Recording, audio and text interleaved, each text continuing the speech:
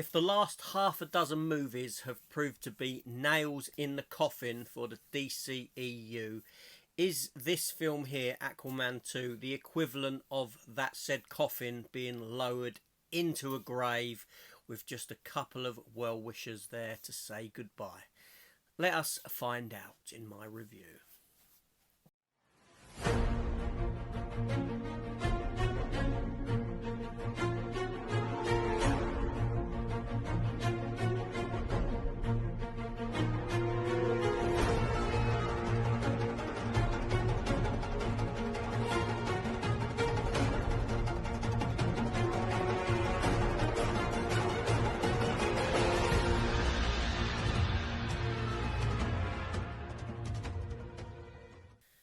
Hello everyone and welcome back to the channel and welcome to my review for Aquaman 2. Is this a film with the bite of a great white, or is it a film that's just left to flounder?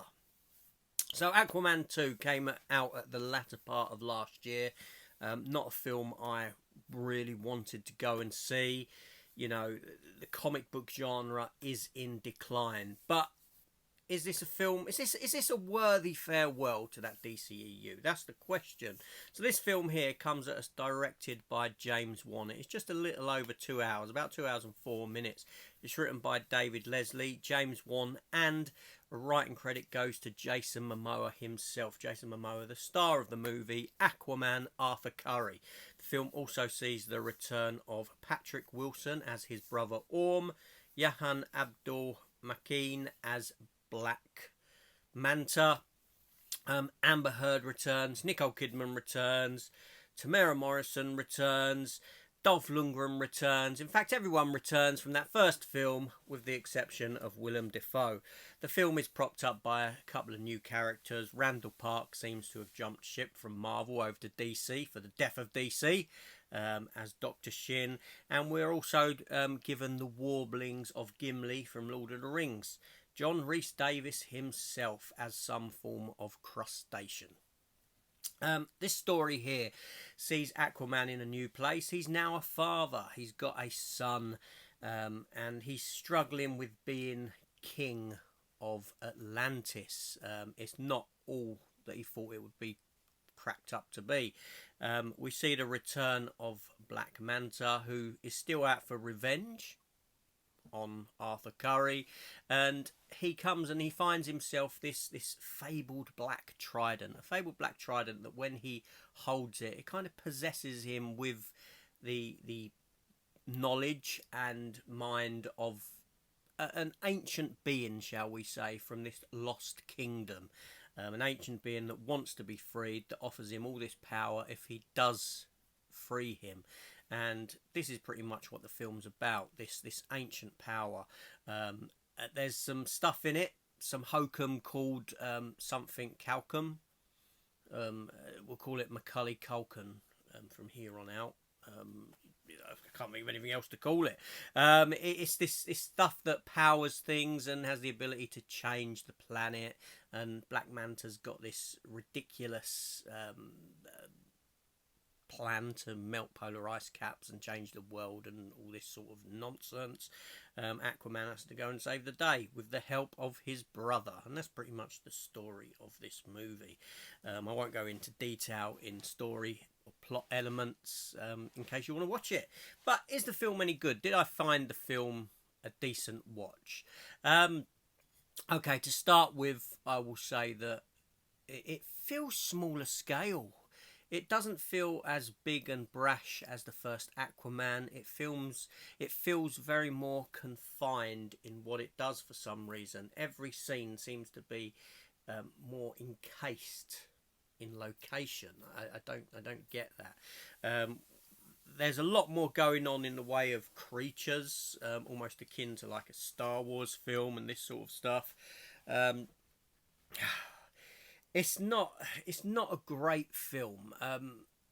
Jason Momoa does his best as Arthur Curry Aquaman, but most certainly the guy is more suited to play Lobo. What can I say? Randall Park, the inclusion of Randall Park as Dr. Shin. I like Randall Park. He was good in the Ant-Man films and other stuff that he has been in and seen him in. And he seems, even though he's got quite a big role, his comic genius seems a bit wasted. But this is where the film tries to be different, because this film goes down the route of being funny, of attempting to be funny. It gives you a sort of buddy cop feel with the stuff with his brother, but this is something that we've seen before with Loki and Thor. So again, it's nothing new, and that's the main problem with movies now like this, is that it offers up nothing new. Everything's been done that can be done in the comic book genre, so all we're getting is a rinse and repeat cycle of stuff. It must be very difficult to be writers on these movies and come up with something that's genuinely new and feels genuinely new, because it can't be done. And I feel sorry for him in that regard. So this film here, more than anything else, comes across as background noise. It's not particularly well written. I mean, there is literally 3 expedition dumps that I counted in this movie from different characters trying to catch you up with what's going on. The first being from Randall Park himself, when he's talking into a little microphone type thing, recording what's going on. It's just done to fill you in. And then there's a massive one from Orn himself, Patrick Wilson, towards the latter part of the film, where he's touched this staff, and it's given him all the knowledge to tell everyone else what's going on. It's very, very lazy writing in a sense. And there's another one in between that as well. Patrick Wilson is good in the film. I enjoy Patrick Wilson as an actor, so it's nice to see more of him. But that's the other thing. This film, Black Manta, again, is the villain, and there's nothing new in this film. There's no new characters, with the exception of Randall Park, who's not even a major character. Yeah, he ain't a main character per se. You go with the same villain. It offers up nothing new. Now, this story could have been told with a completely different villain. It didn't need to be Black Manta again. So we get nothing fresh. I don't really recall coming out of the last Aquaman film feeling the need to continue the Black Manta storyline and watching him chased down for revenge yet again. So that aspect brings nothing to the film. The film even offers up some dodgy CGI. It has a very Lord of the Rings feel to it when it comes to this ancient city and the way these things look, and these skeletons that are running round, and the bad guy himself. The CGI on it is just dreadful. It's got that sort of floating head syndrome at times that we've seen before in some recent films. And yeah, you know, more than anything else, this is a background noise film. That's all it is. You put on, you can look up from your phone from time to time, and you're not going to miss much at all. It is a shame, you know, the DCEU has gone out with a whimper. On a personal note, I would have released this before The Flash. I would have Flash as that last film, because at least that had a sort of sense of, this is why things have changed. The changes have come about. You could have looked at it upon that with the sort of Flashpoint storyline. But this isn't about Flash. This is about Aquaman. Big budget film. Again, it's just soulless. It's a soulless movie. And that's what these superhero movies have now become. Completely and utterly soulless. Just like a corpse. Which is what the DCEU now is.